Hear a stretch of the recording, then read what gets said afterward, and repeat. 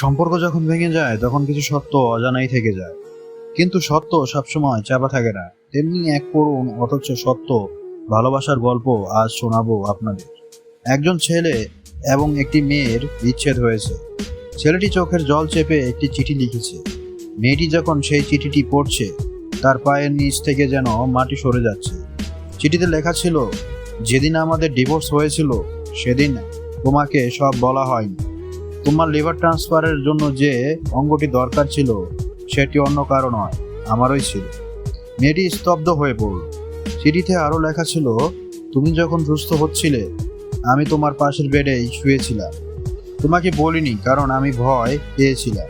জানলে হয়তো তুমি আমার সাহায্য নিতে রাজি হতে না। আজ আমি নিঃস্ব হতে পারি, কিন্তু তোমাকে বাঁচাতে পেরেছি, এটাই আমার পরম পাওয়া। আমি এখনো তোমাকে ভালোবাসি। মেয়েটি কান্না ভেঙে ভেঙে পড়ল।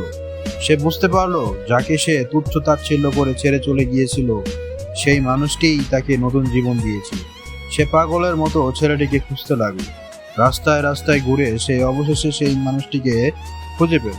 কিন্তু এ কি, ছেলেটি এখন আর আগের মতো নেই। তার পরনে মলিন পোশাক, মুখে কালি মাখা। সে এখন রাস্তায় কায়িক শ্রম দিয়ে জীবন কাটাচ্ছে। মেয়েটি তার সামনে গিয়ে দাঁড়ালো। তার চোখের জল যেন বাধা মানছে না। সে বলল, কেন করলে এমনটা? কেন এত বড় সত্য লুকিয়ে রাখলে? ছেলেটি অবাক হয়ে তাকিয়ে রইল। সে ভাবতেই পারেনি মেয়েটি আবার ফিরে আসবে। মেয়েটি হাউমাউ করে কেঁদে বলল, আমাকে ক্ষমা করে দাও, আমি তোমার ভালোবাসার মর্যাদা দিতে পারিনি। আজ থেকে আমি তোমার পাশে থাকব। তোমার সুখে যেমন ছিলাম তেমনি এই কঠিন সময়েও আমি তোমার ছায়া হয়ে থাকব। ছেলেটি আরও নিজেকে ধরে রাখতে পারল না। তারা একে অপরকে জড়িয়ে ধরল।